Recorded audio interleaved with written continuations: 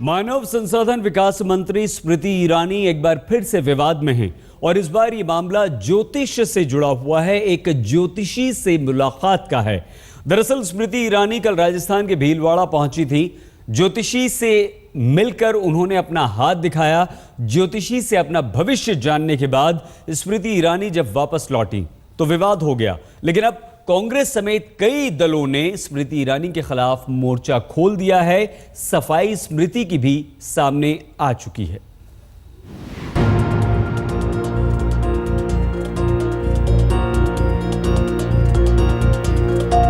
मानव संसाधन विकास मंत्री स्मृति ईरानी, इनके हर फैसले पर देश के बच्चों का भविष्य टिका है। लेकिन मंत्री महोदया खुद अपने भविष्य को लेकर कितनी चिंतित हैं, ये इन तस्वीरों में देखा जा सकता है। जरा देखिए, मानव संसाधन विकास मंत्री किस तरह ज्योतिषी के सामने बैठकर उन्हें अपने हाथ दिखा रही हैं। ये तस्वीर राजस्थान के भीलवाड़ा की है और स्मृति ईरानी जिस ज्योतिषी के घर पहुंची हैं, उनका नाम पंडित नाथूलाल व्यास है।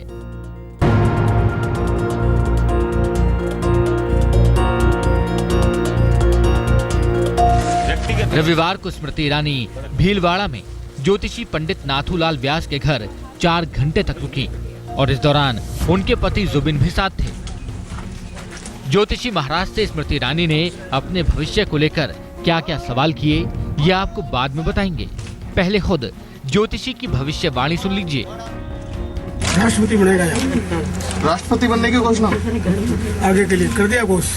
नहीं, आपकी हर भविष्यवाणी सच निकलती है क्या? इनकी भविष्यवाणी भी सच निकलेगी राष्ट्रपति बन? बिल्कुल बिल्कुल, 5 साल के बाद। स्मृति ईरानी पहली बार पंडित नाथूलाल व्यास के पास अपना भविष्य जानने नहीं पहुंची थी। स्मृति मंत्री बनने से पहले भी 2 बार ज्योतिषी को अपना हाथ दिखा चुकी हैं। बताया जाता है कि तब ज्योतिषी ने भविष्यवाणी की थी कि स्मृति को बड़ा पद मिलेगा। ज्योतिषी ने इस बार स्मृति को बताया है कि उन्हें और भी बड़ा पद मिलने वाला है। ज्योतिषी से मुलाकात के दौरान स्मृति ने अपने भविष्य के साथ अपनी सेहत को लेकर भी बात की, जिसके बाद पंडित नाथूलाल व्यास ने स्मृति ईरानी को महामृत्युंजय मंत्र का जाप करने को भी कहा। शिवसेना नेता संजय राउत की माने तो इसे लेकर हाय तौबा मचाना ठीक नहीं। उधर मायावती इसे निजी मामला बता रही हैं। मैं नहीं मानता कि ज्योतिष शास्त्र कोई अंधविश्वास है। जिसको मानना है मान ले, नहीं मानना है नहीं मान ले।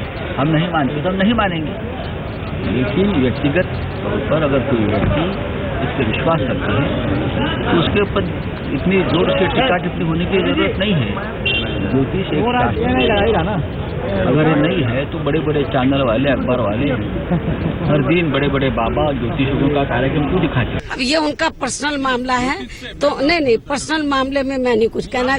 देखो, मैं बहुजन समाज पार्टी में विभिन्न आस्था रखने वाले लोग हैं। जहाँ तक मेरा पर्सनल सवाल है तो मैं ये ज्योतिषी वगैरह में विश्वास नहीं रखती, अंधविश्वास में विश्वास नहीं रखती, मैं कर्म में विश्वास रखती। ज्योतिषी से मुलाकात पर मचे बवाल के बाद अब स्मृति ईरानी अपनी सफाई में क्या कह रही हैं, आप ये भी सुन लीजिए। मैं कहना चाहती हूँ कि मुझे मेरा उपहास उड़ाकर, मुझ पे आक्रमण करके और विशेषतः व्यक्तिगत आरोप और छीटाकशी करके अगर आपके टीआरपी में वृद्धि होती है और आपका आर्थिक विकास होता है तो मैं अपने आप को भाग्यशाली समझती हूँ कि मेरे माध्यम से लक्ष्मी का आशीर्वाद आपके चैनल तक पहुँचता है। मैं अपने व्यक्तिगत जीवन में क्या करती हूँ वो आपके चैनल की मुझे नहीं लगता रिस्पॉन्सिबिलिटीज के अंतर्गत आता है। मैं किस धर्म में विश्वास करती हूँ, मैं किसकी आराधना करती हूँ, मैं अपने परिवार के साथ कहाँ जाती हूँ, किससे मिलती हूँ, उसका जब तक मेरे राजनीतिक जीवन अथवा मेरे जो भी कार्यभार है उससे कोई अगर संबंध नहीं है तो मैं आपसे आग्रह करूंगी कि आप बढ़ाइए टीआरपी, मुझे कोई आपत्ति नहीं है। मानव संसाधन विकास मंत्री स्मृति ईरानी पहले भी कई बार विवादों में रह चुकी हैं। अब ताजा मामले को बीजेपी भले ही किसी की निजी आस्था बताए, लेकिन विपक्ष को एक नया मुद्दा तो मिल ही गया है। भीलवाड़ा से दिव्या तिवारी और जयपुर से शरद कुमार के साथ आज तक ब्यूरो।